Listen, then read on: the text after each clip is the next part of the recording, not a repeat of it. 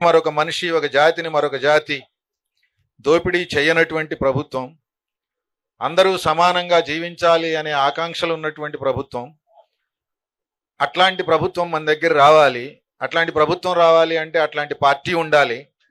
అందువల్ల మనం అట్లాంటి పార్టీని ఇక్కడ ఏర్పాటు చేసుకుందాము అని చెప్పి సోవియట్లో పార్టీ ఏర్పాటు అయిన తర్వాత, సోవియట్లో ప్రభుత్వం ఏర్పాటు అయిన తర్వాత రష్యాలో అనేక దేశాల్లో కమ్యూనిస్ట్ పార్టీలు ఏర్పాటైనాయి. అట్లాగే భారతదేశంలో కూడా కమ్యూనిస్ట్ పార్టీ ఆవిర్భవించడం జరిగింది. 1920లో ఇక్కడ పార్టీ పుట్టింది, 21లో చైనాలో పుట్టింది. మీరు ఇప్పుడు విప్లవం విజయవంతమై కమ్యూనిస్ట్ ప్రభుత్వాలు నడుస్తున్నటువంటి అన్ని దేశాల్లో కూడా సోవియట్లో విప్లవం విజయవంతం అయిన తర్వాతనే కమ్యూనిస్ట్ పార్టీలు ఏర్పాటు చేసుకోవడము, ఆ పార్టీల నాయకత్వంలో పోరాటాలు, ఆందోళనలు, ఉద్యమాలు, ఎన్నికలు, ప్రభుత్వాలు, రాష్ట్ర ప్రభుత్వాలు, జాతీయ ప్రభుత్వాలు ఏర్పాటు చేసుకోవడం అనేటటువంటిది కూడా జరిగింది. సోవియట్లో దెబ్బతిని పోయిన తర్వాత దాని ప్రభావం ఈ ప్రపంచంలో ఉన్నటువంటి చాలా దేశాల్లో ఉన్న కమ్యూనిస్ట్ పార్టీల మీద పడ్డది. మన దేశంలో ఉన్నటువంటి కమ్యూనిస్ట్ పార్టీ మీద కూడా పడింది, మన పార్టీ మీద కూడా పడింది. నూతన ఆర్థిక విధానాలు అయితేనేమి, పొద్దున్న తమ్మినేని గారు చెప్పారు. అట్లాగే అక్కడ పార్టీ దెబ్బతినిపోవడం, దీని పరిణామాలు, ప్రభావాలు, ఎన్నికల్లో వచ్చే కులము, మతము, ప్రాంతము, డబ్బు, ఈ పరిణామాలు, వీటి ద్వారా వచ్చే ఓటములతోని పార్టీ కార్యకర్తలు, కేడర్లో వచ్చే నిరుత్సాహము, ఇట్లాంటి వాతావరణం అంతా కూడా ప్రపంచం దగ్గర నుంచి ఇక్కడ దాకా మొదలుపెట్టి ఇటీవల కాలంలో గత 2 దశాబ్దాల కాలంలో చూసుకున్నప్పుడు కొంత తగ్గుదల కనపడతా ఉంది. కానీ ఒక్క విషయం గమనించాలి, ఇవాళ ప్రపంచంలో మళ్ళీ తిరిగి ఏం జరుగుతూ ఉంది? కమ్యూనిస్టుల్ని కాదనుకున్న చోట ఏం జరుగుతూ ఉంది? ప్రజలు పోరాటాల్లోకి వచ్చిన తర్వాత కమ్యూనిస్టుల్ని ఎట్లా కావాలని చెప్పేసి అనుకుంటా ఉన్నారు. కమ్యూనిస్టుల్ని కాదనుకున్న చోట, ఉదాహరణకు ఎక్కడ కాదనుకున్నారు కమ్యూనిస్ట్ పార్టీని? ఎక్కడైతే మొట్టమొదటి ప్రభుత్వం ఏర్పాటైందో అక్కడ కమ్యూనిస్టుల్ని కాదనుకున్నారు. కాదనుకున్న తర్వాత ఇక్కడ ఏంటి పరిస్థితి? రష్యా ఉక్రెయిన్కి మధ్య ఒక 1000 రోజుల నుంచి యుద్ధం జరుగుతూ ఉంది. 1000 రోజులు అంటే ఇంకా ఒక నెల 2 నెలలు అయితే 3 సంవత్సరాలు పూర్తవుతుంది యుద్ధం ప్రారంభమై. అట్లాగే ఇజ్రాయెల్ పాలస్తీనా మీద యుద్ధం చేస్తూ ఉంది. లక్షల మంది చచ్చిపోతా ఉన్నారు. రష్యా అనేది ఒకనాడు ఈ ప్రపంచంలో కనుసైగతోని ప్రపంచాన్ని శాసించినటువంటి దేశం. రష్యా కన్ను తెరిస్తే, రష్యా సీరియస్గా చూస్తే, రష్యా హెచ్చరిస్తే ఎంతటి పరిణామాలైనా ఆగిపోవాలంటే ఆగిపోయినాయి, జరిగిపోవాలంటే జరిగిపోయినాయి. ఒక్క ఉదాహరణ, పరసా సత్యనారాయణ గారు ఎప్పుడు క్లాస్ చదువుతున్నారు, మన సీనియర్ నాయకులు అనేక మంది వింటూ ఉంటారు. సూయజ్ కాలువ అని ఉంది. ఆ కాలువ ఈజిప్ట్కి చెందినటువంటి కాలువ. దాన్ని ఫ్రాన్స్ అనే దేశానికి లీజుకి ఇచ్చారు. లీజ్ అయిపోయినా వాడు ఖాళీ చేయని అంటా ఉన్నాడు. అంటూ ఏమన్నాడంటే అసలు నీది కాదు, ఈ కాలువ నాదే అని అంటా ఉన్నాడు. ఆనాడు ఎర్రజెండా నాయకత్వంలో ఉన్నటువంటి సోవియట్ యూనియన్, దాని ప్రధాని బుల్గారియన్ అని చెప్పేసి ఒక్క హెచ్చరిక జారీ చేశాడు. ఒరే ఫ్రాన్స్ వాడా, నువ్వు ఈజిప్ట్ దగ్గర నుంచి కాలువ తీసుకొని ఆ కాలువ నాదే అని అంటా ఉన్నావు, ఆ కాలువ నీది ఎట్లా అవుద్దో నేను వస్తున్నా, నేను చూస్తా, నువ్వు అక్కడి నుంచి వెళ్ళకపోతే నీ సంగతి చూస్తా అని చెప్పేసి హెచ్చరించాడు. అప్పటిదాకా ఆ కాలువ మీద నౌకలు తిరుగుతూ ఉన్నటువంటి నౌకలు కాస్త పలాయనం చిత్తగించి ఈజిప్ట్ అధ్యక్షుడు నాజర్గా ఉన్నాడు. ఆ నాజర్ దగ్గరికి వెళ్ళి ఒప్పందం చేసుకొని ఇక భవిష్యత్తులో ఎప్పుడు ఈ కాలువ నీదే అంటాను, నాది అన్ను అని చెప్పేసి చెప్పాడు ఒకే ఒక్క హెచ్చరికతోనే. అది కమ్యూనిస్టు ప్రభుత్వం ఉన్ననాడు రష్యా చేసిన హెచ్చరికతోని ప్రపంచంలో జరిగినటువంటి ఒక పరిణామం. కానీ ఇప్పుడు ఏం జరుగుతూ ఉంది? ఉక్రెయిన్ అనేది రష్యాలో ఒక భాగం.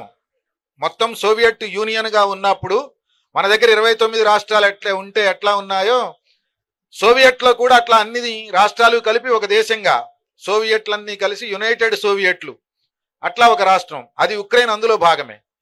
అందులో భాగంగా ఉన్నటువంటి ఉక్రెయిన్ ఇవాళ దాని మీద సవాల్ చేస్తూ ఉంది, రష్యా మీద యుద్ధం చేస్తూ ఉంది. యుద్ధం చేస్తూ ఉంటే ఆ రష్యా ఏం చేస్తూ ఉంది?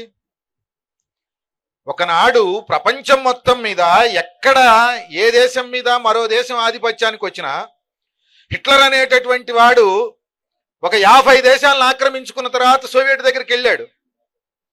సోవియట్ మీద యుద్ధం చేశాడు, రష్యా మీద. ఆనాడు స్టాలిన్ నాయకత్వంలో ఆ హిట్లర్ సైన్యాల్ని 1942లో ఆ హిట్లర్ సైన్యాలు సోవియట్లోకి ఎంటర్ అయితే 2 సంవత్సరాల కాలం పాటు పోరాడి హిట్లర్ సైన్యాల్ని వెనక్కి కొట్టి ఆ 50 దేశాలను కూడా విముక్తి చేసుకుంటూ ఒకదానంట ఒకటి విముక్తి చేసుకుంటూ వెళ్ళి హిట్లరు ఏ దేశానికైతే చెందాడో అది జర్మనీ, ఆ జర్మనీకి చెందినటువంటి పార్లమెంటు భవనం మీద ఎర్ర జెండా ఎగరేశారు. హిట్లర్ అనేటటువంటి వాడు కుక్క చావు చచ్చాడు, తనంతట తాను తుపాకీతోని కాల్చుకొని చచ్చిపోయాడు హిట్లర్ అనేటటువంటి వాడు. ఆనాడు సోవియట్ అది, ఆనాడు రష్యా అది. ఇవాళ ఒక చిన్న దేశం దండెత్తుతా ఉంటే, ఒక చిన్న దేశం యుద్ధానికి వస్తే 3 సంవత్సరాలు అవుతా ఉంది. 50 దేశాలని ఆక్రమించినటువంటి వాడిని తరిమి కొట్టి, వాడిని చావగొట్టి, వాడి దేశంలోకి వెళ్ళి, వాడి పార్లమెంటు మీదకి వెళ్ళి ఎర్ర జెండా ఎగరేసినటువంటి దేశానికి ఇవాళ తనలో భాగంగా ఉన్నటువంటి ఒక చిన్న దేశం వస్తే 3 సంవత్సరాలు అవుతా ఉంటే ఎక్కడికి పోతా ఉన్నాడు? రష్యా అధ్యక్షుడు పుతిన్ నన్ను కాపాడు, నన్ను కాపాడు, మేము తప్పు చేశాము, మా దేశంలో ఎర్ర జెండాను వదిలిపెట్టి బుద్ధి లేక గడ్డి తిని నానా అగజాట్లు పడతా ఉన్నాం. ఇప్పుడు చిన్న దేశం మీదకి వస్తా ఉంది, అమెరికా వాడు వాళ్ళకి సపోర్ట్ చేస్తా ఉన్నాడు, ఫ్రాన్స్ వాడు చేస్తున్నాడు, జర్మనీ వాడు చేస్తున్నాడు, నాటో దేశాలు చేస్తా ఉన్నాయి, మాకేదో ఒక అవకాశం ఇవ్వండి అని చెప్పేసి ఎక్కడికి పోతా ఉన్నాడు? ఒక చిన్న దేశం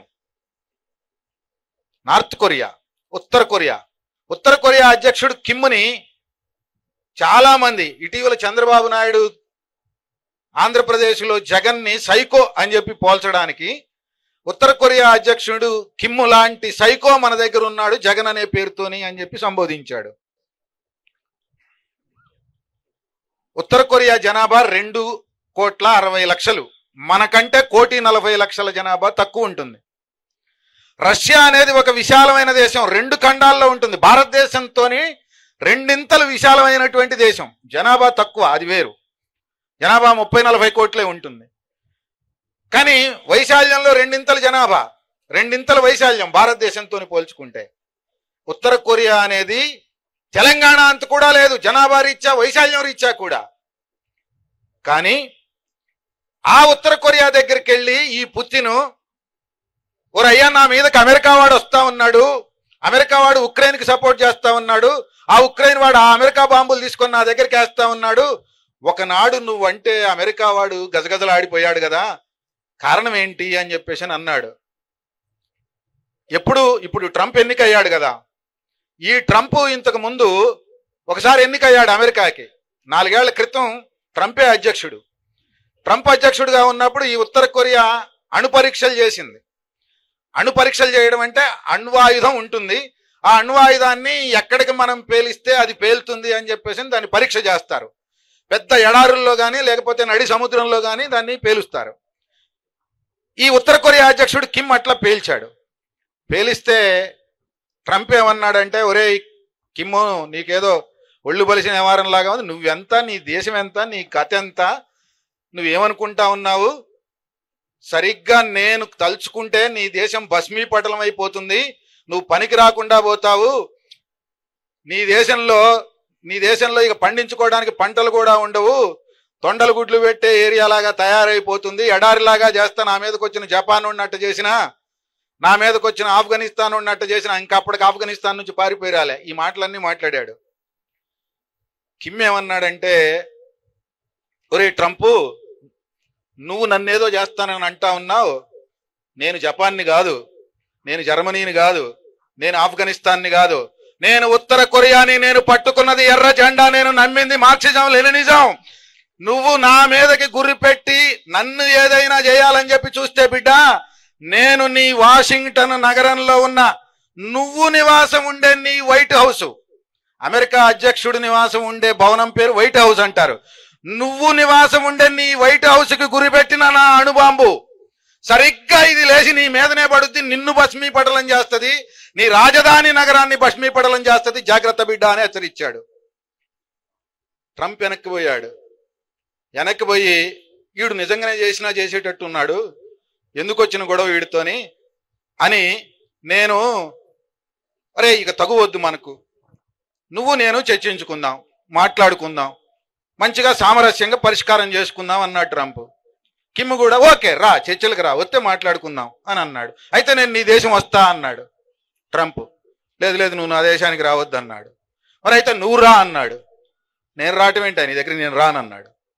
మరి నేను వస్తానంటే వద్దని, నువ్వు రమ్మంటే రాకుండా, మరి చర్చలు ఎట్లా జరుగుతాయి అంటే, నేను నీ దేశానికి నువ్వు పిలిస్తే రావడానికి నేనేమి అట్లా రాను, నువ్వు నా దేశానికి వస్తే నువ్వు ఎట్లొస్తావో నాకు తెలుసు, నీ బుద్ధి ఏంటో నాకు తెలుసు, అందుకని ఇద్దరం కలిసి ఇంకొక దేశంలో చర్చలు జరుపుకుందాం అంటే ట్రంప్ అనేవాడు, ట్రంప్ కాదు పక్కన పెట్టు, ట్రంపా, ఒబామా, లేకపోతే బిల్ క్లింటనా, ఇంకొక ఎల్లయ్య పుల్లయ్య, బుష్, సీనియర్ బుషా, జూనియర్ బుష్, ఎవడు అమెరికా అధ్యక్షుడిగా ఉన్నా ఏదైనా ఒక దేశం వస్తాను అని చెప్పేసి అని వాళ్ళంటే మన దేశం వచ్చాడు ట్రంప్ పోయినసారి అధ్యక్షుడిగా ఉన్నప్పుడు.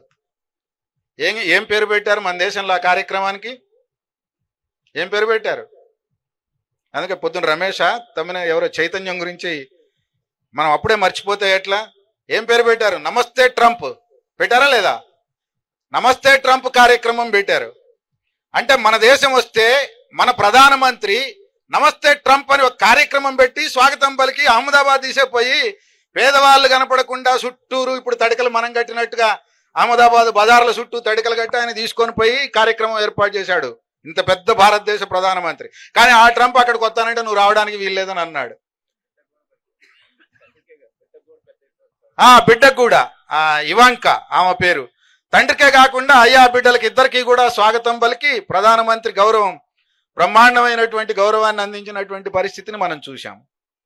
కానీ కిమ్ ఏమన్నాడు? నేను రానుపో అన్నాడు. నేను వస్తానంటే నువ్వు రావద్దని చెప్పేసి అన్నాడు.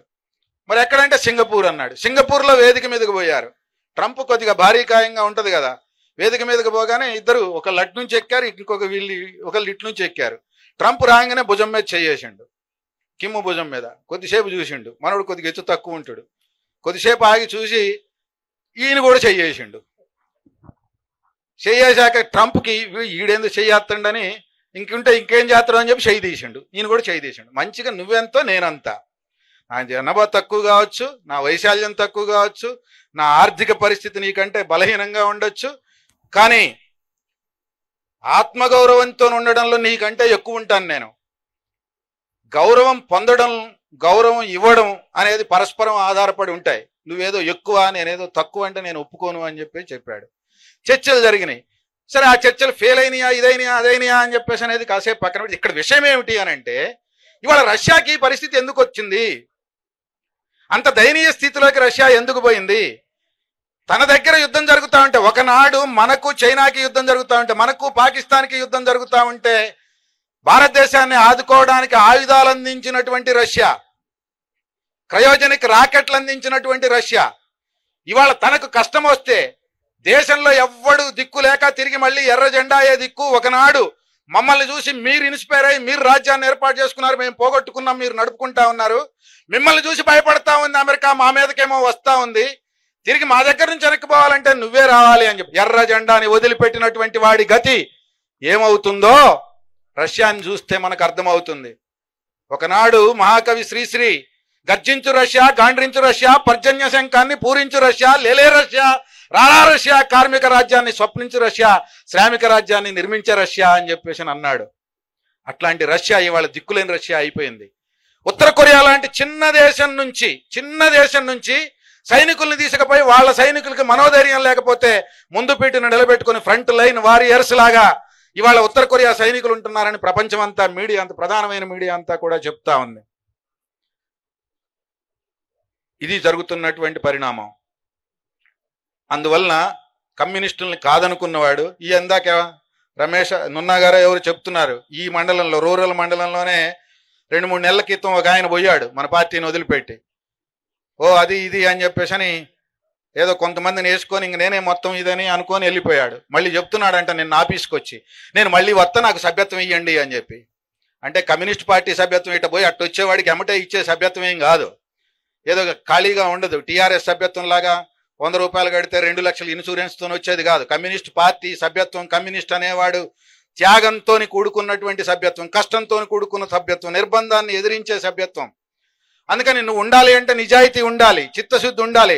ఆ రాజకీయంలో కాసేపు, ఈ రాజకీయంలో కాసేపు ఏలు పెట్టి అది ఇది అని అనుకునేటటువంటి వాళ్ళకి భారత కమ్యూనిస్ట్ పార్టీ మార్క్సిస్టులో చోటు ఉండదు. అందుకని ఇవాళ అక్కడి నుంచి ఇక్కడి దాకా ఎక్కడైనా సరే పరిణామాలు చూసినప్పుడు ఇవాళ మనం అర్థం చేసుకోవాల్సింది, తిరిగి మళ్ళీ కమ్యూనిస్టులను వదిలిపెట్టుకునే వాళ్ళు దెబ్బతింటున్నారు. కమ్యూనిస్టులు కావాలని వివిధ దేశాలు కోరుకుంటా ఉన్నారు. ఫ్రాన్స్లో ఎన్నికలు జరిగినాయి. ఫ్రాన్స్ అనేది 200 ఏళ్ల క్రితం క్యాపిటలిస్ట్ వ్యవస్థ ఆవిర్భవించింది. భూస్వామ్య వ్యవస్థని పారదోలి పెట్టుబడిదారి వ్యవస్థ ఆవిర్భవించింది. స్వేచ్ఛ, సమానత్వం, సౌభాతృత్వం పేరుతో వచ్చింది. ఇవాళ ఆ ఫ్రాన్స్లో ఎన్నికలు జరిగితే ఆ పార్లమెంటులో అనేక రకాల పోరాటాలు చేసినటువంటి కార్మికులు, రైతులు, మన దగ్గర రైతు పోరాటాలు జరిగినట్టుగా, కార్మిక పోరాటాలు జరిగినట్టుగా అనేక చోట్ల కార్మిక రైతు పోరాటాలు జరిగినాయి. ఆ పోరాటాల్లో నుంచి పార్లమెంటులో ఒక సరి అయినటువంటి పార్టీగా, పెద్ద పార్టీగా ఎవడుండాలి అని చెప్పేసానంటే ఉండాల్సింది కమ్యూనిస్ట్ పార్టీ, ఉండాల్సింది ఎర్ర జెండా అని ఆ ఫ్రాన్స్లో ఇవాళ అత్యధిక మందిని పార్లమెంటుకి ఎంపిక చేసి పంపించారు. జర్మనీలో లోకల్ బాడీలకు ఎన్నికలు జరిగినాయి, కమ్యూనిస్టులు గెలిచారు. ఉరుగ్వేలో అధ్యక్ష పదవికి ఎన్నికలు జరిగినాయి, కమ్యూనిస్టులు గెలిచారు. మన పక్కనే ఉన్నటువంటి నేపాల్లో ఇప్పుడు కమ్యూనిస్ట్ పార్టీ అధికారంలో ఉంది. నేపాల్లో ఉంది, చైనాలో ఉంది, వియత్నాంలో ఉంది, క్యూబాలో ఉంది, లావోస్లో ఉంది, ఉరుగ్వేలో వచ్చింది, అర్జెంటీనాలో, బ్రెజిల్లో ఇవాళ వామపక్ష అభ్యర్థులు ఎన్నికవుతా ఉన్నారు. సామ్రాజ్యవాద వ్యతిరేక శక్తులు ఎన్నికవుతా ఉన్నాయి. అక్కడ దాకా కాదు, పొద్దున్న తమ్మినేని గారు మాట్లాడుతూ చెప్పారు, శ్రీలంకలో జరిగినటువంటి పరిణామాలన్నీ చెప్పారు. పార్లమెంటులో కానీ అధ్యక్ష పదవికి కానీ పోయినసారి అధ్యక్ష పదవికి పోటీ చేస్తే కూడా 3% ఓట్లే వచ్చినాయి. పోయినసారి పార్లమెంటుకి పోటీ చేస్తే 3 సీట్లు 3% ఓట్లు. మనకైనా పార్లమెంట్లో 4 సీట్లు వచ్చినాయి. శ్రీలంకలో వచ్చింది 3 సీట్లు. కానీ మొన్న నవంబర్ 14, ఎప్పుడో కాదు, మొన్న నవంబర్ 14వ తేదీ నాడు ఎన్నికలు జరిగితే ఆ ఎన్నికల్లో ఇప్పుడు ఇక్కడ బీఆర్ఎస్ 39% ఓట్లతోనే అధికారంలో ఉంది. నరేంద్ర మోడీ 41% ఓట్లతోనే అధికారంలో ఉన్నాడు. కానీ శ్రీలంకలో 37 మంది అభ్యర్థులు అధ్యక్ష పదవికి పోటీ చేస్తే మనవాడు 32వ వాడు. 37 మంది అభ్యర్థుల్లో ఎతుకులాడి ఎక్కడుంది సుత్తి కొడవలి నక్షత్రం, ఎక్కడుంది ఎర్ర జెండా అని చెప్పేసని 100కి 55 మంది అధ్యక్ష పదవికి ఓట్లేసి గెలిపించారు. పార్లమెంటుకి ఎన్నికలు జరిగితే పార్లమెంట్లో 3 సీట్లే, 3% ఓట్లే. పోయినసారి వచ్చింది, మొన్న వచ్చింది ఎంత? 225 సీట్లుంటే 159 సీట్లలో కమ్యూనిస్ట్ పార్టీ అభ్యర్థులు గెలిచారు. అంటే ఇప్పుడు మన దేశానికి ఒక చోట నేపాల్, ఒక పక్కన ఒక దేశం నేపాల్ ఉంది, ఇంకో పక్కన శ్రీలంక ఉంది, ఇంకో పక్కన చైనా ఉంది. ఈ 3 చోట్ల ఇప్పుడు కమ్యూనిస్ట్ పార్టీ వచ్చింది. ఆ చైనా పక్కన ఉత్తర కొరియా ఉంది, దానికి కొద్దిగా అవతల దక్షిణ కొరియాను దాటేసుకొని పోతే వియత్నాం ఉంది, దాని అవతల అమెరికా భాగం, దాని అవతల ఉన్నటువంటిది ఉత్తర అమెరికా దేశాల్లో ఇవాళ కమ్యూనిస్ట్ పార్టీ ముందుకు వస్తూ ఉన్నాయి. మన దేశంలో కూడా పోరాటాల ప్రభావం పడతా ఉంది. కార్మికులు పోరాటాలు చేశారు, కర్షకులు పోరాటాలు చేశారు, రైతాంగం పోరాటం మీ అందరికీ తెలుసు. 390 రోజులు సాగింది. మనమంతా నేర్చుకోవాలి. మంచిగా ఏదులాపురం వాళ్ళు మహాసభ పెట్టి, మటన్ పెట్టి, చికెన్ పెట్టి పెట్టారా? అనుభవాన్ని తీసుకోవాలి. మనం ఉత్తగానే మన సమాజాన్ని కోరుకుంటే రాదు. సోషలిస్ట్ సమాజం రావాలా అని కోరుకుంటే రాదు.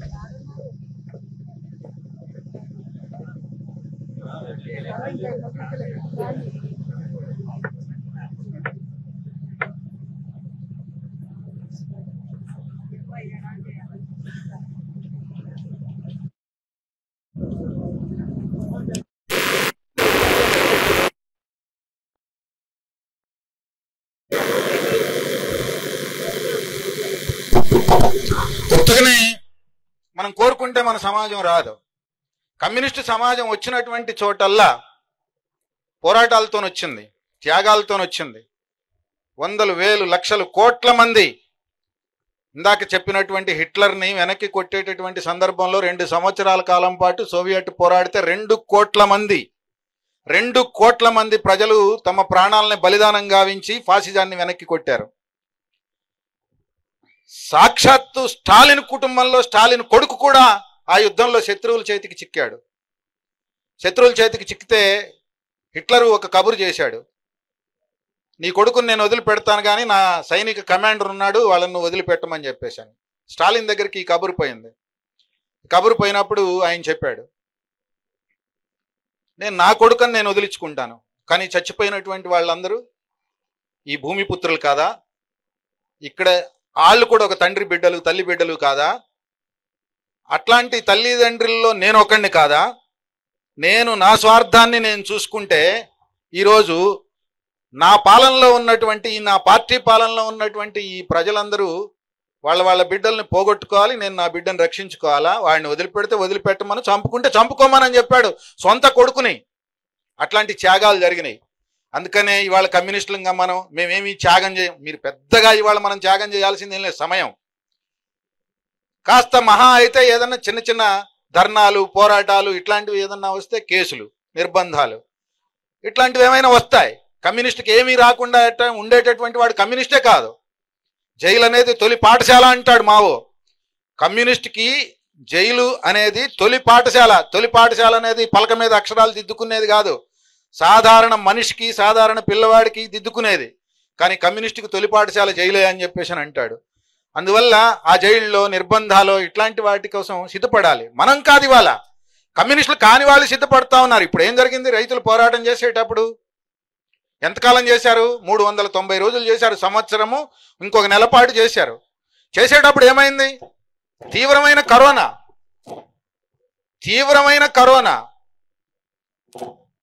ఇవాళ పక్కన కూర్చున్నాడు, రేపు శవమై కూర్చుంటున్నాడు, అక్కడ శవమై పడుకుంటున్నాడు. 750 మంది చచ్చిపోయారు. తీవ్రమైన వడగాల్పులు, విపరీతమైనటువంటి చలి, తుఫాన్లు, వరదలు, బీభత్సాలు, వీటన్నిటిల్లో కూడా వాళ్ళు గుడి చేసుకొని టెంట్ వేసుకొని కూర్చున్నారు. అక్కడే రొట్టెలు, సాంబారు, పప్పు చేసుకున్నారు, తిన్నారు సంవత్సరం పాటు. నేను వెనక్కి పోను అన్న నరేంద్ర మోడీ యొక్క మెడలు ఉంచి ఆ 3 నల్ల చట్టాలని దేశ ప్రజలకు క్షమాపణ చెప్పి వెనక్కి తీసుకునేటట్టుగా చేశారు. అంటే ప్రజలు పోరాటాల్లోకి వస్తూ ఉన్నారు. మన దగ్గర వస్తున్నారా? మా ఊళ్ళో వస్తున్నారా? నా ఇంటెమ్మట వస్తున్నారా? నేను బిలవంగానే వస్తున్నారా? ఇక్కడే రాకపోవచ్చు, ఇప్పుడే రాకపోవచ్చు, వస్తారు, కదులుతారు. ప్రభుత్వాల నిర్బంధాలు ఒకవైపు సాగుతా ఉన్నా ప్రజలు కదులుతారు, పోరాటం చేస్తారు. నిన్నగాక మొన్న మన రాష్ట్రంలోనే జరిగినటువంటి పరిణామం చూసాం మనం. ఆశాలని ఎక్కడుంటే అక్కడ అరెస్టులు చేశారు. అంగన్వాడీలను చేశారు. అరెస్టులు చేస్తున్నారులే అని చెప్పేసి వెనక్కి పోయారా? ఆశాలు ఉన్నారా ఎవరన్నా ఇక్కడ?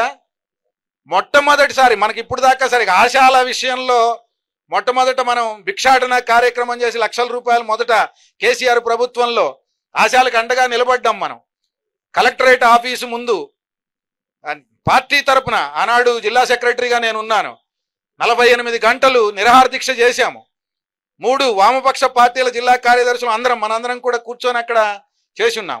కానీ మొట్టమొదటిసారి ఇప్పుడు ఆశాలకి ఇప్పటిదాకా ఆదివారం సెలవు లేదు.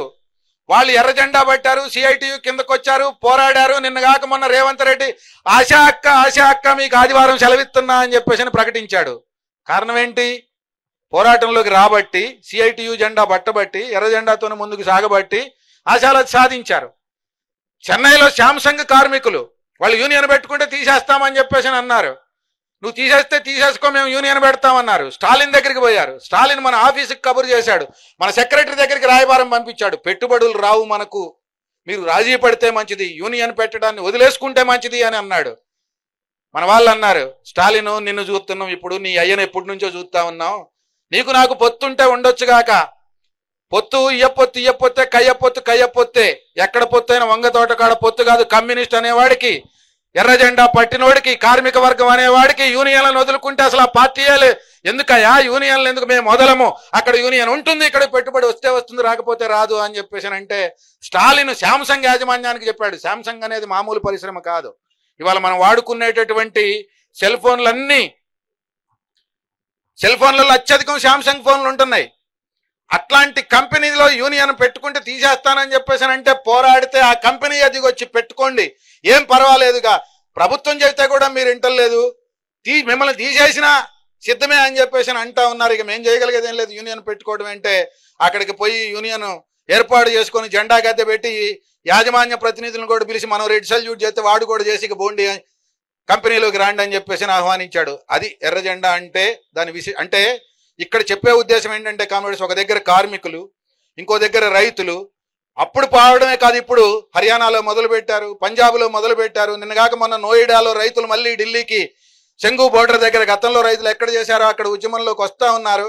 అనేక చోట్ల అనేక మంది రైతులు ఉద్యమాల్లోకి వస్తూ ఉన్నారు. 450 రైతు సంఘాలు సంయుక్త కిసాన్ మోర్చా పేరుతో ఏర్పాటై 180 కార్మిక సంఘాలను కలుపుకొని కార్మిక కర్షక ఐక్యత వర్ధిల్లాలనే నినాదాలతోని కార్మిక యూనియన్, కార్మిక సంఘాలు కర్షక సంఘాలు కలిసి ముందుకు వస్తూ ఉన్నాయి. ఈ పరిణామాల ప్రభావం భారతదేశంలో ఉంటుంది. ఇవాళ కార్మికులు కష్టాల్లో ఉన్నారు, రైతులు కష్టాల్లో ఉన్నారు, కష్టజీవులకు ఇబ్బందులు పెరిగిపోతా ఉన్నాయి. ఈ ప్రభుత్వాలు కులం పేరుతో, మతం పేరుతో, ప్రాంతం పేరుతో, జాతి పేరుతో విభజించేసి మన్ని ఇప్పటిదాకా ఐక్యం కాకుండా చూసి తమ పబ్బం గడుపుకుంటా ఉన్నారు. అందుకే సరైనటువంటి చైతన్యాన్ని ప్రజలకు అందించి, కార్మిక వర్గానికి, కర్షక వర్గానికి అందించి, ఇక్కడ ఉన్నటువంటి సామాజిక అణచివేతకి గురవుతా ఉన్నటువంటి దళితులు, గిరిజనులు, వెనుకబడిన తరగతులు, అత్యంత వెనుకబడిన తరగతులు ఈ ప్రజలందరినీ సమైక్యపరిచి ఆధిపత్య అణచివేతలకు వ్యతిరేకంగా, దోపిడీకి వ్యతిరేకంగా ఉద్యమించే క్రమంలో ముందుకు సాగడానికి సరైన కర్తవ్యం తీసుకోవడమే ఇక్కడ పాలేరు డివిజన్లో ప్రతినిధులుగా హాజరైనటువంటి వారందరూ తీసుకోవాల్సిన ముఖ్యమైన కర్తవ్యం అని చెప్పేసి మీ అందరికీ విజ్ఞప్తి చేస్తూ, ఆ కర్తవ్య సాధనకు సిద్ధమైన యంత్రాంగాన్ని మొత్తాన్ని నడిపించడానికి బండి రమేష్ నాయకత్వాన్ని ఇప్పుడు ఎన్నికైనటువంటి డివిజన్ కమిటీ సరి అయినటువంటి ప్రయత్నం చేస్తుందని, ప్రజా సంఘాల నిర్మాణంలో, ప్రజా ఉద్యమాలు, పోరాటాలు, సామాజిక ఉద్యమాలు, పోరాటాలు, వాటి నిర్మాణంలో పాలేరు డివిజను తెలంగాణ రాష్ట్రంలోనే అగ్రగామిగా ఉండాలి అని చెప్పేసి అనేది ఆశిస్తూ నాకు ఈ అవకాశం ఇచ్చినందుకు ధన్యవాదాలు తెలియజేస్తూ